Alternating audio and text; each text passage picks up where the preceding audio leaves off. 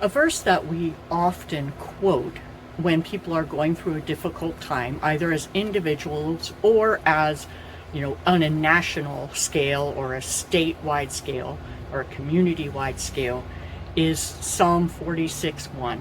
God is our refuge and strength, a very present help in trouble.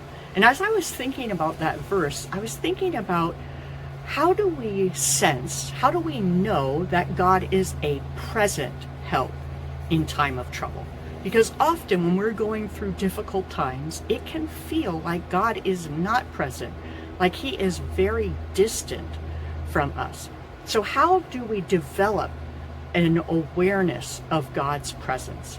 I think one of the ways that we do that is by spending time in his word. As we spend time in his word, as we get to know him better, as those truths become embedded in our lives, we have things to hold on to even when it seems that he isn't present. But I also think we need to work on developing an awareness of God's presence when we are not in trouble, during our everyday life. And sometimes what that means is that we need to shut off the noise around us in order to focus on the presence of God. I think that for many of us, we get in the car and we turn on the radio or a podcast or an audible book.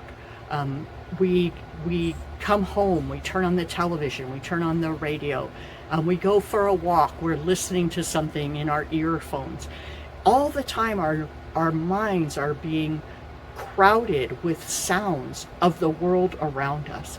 So I would encourage you today and this week to take some time to shut off the noise and to intentionally focus on the fact that God is here with me. Maybe you do that by having a little bit of worship music in the background. Maybe you do that by spending some time reading scripture. Maybe you do that by going for a walk and looking at God's creation.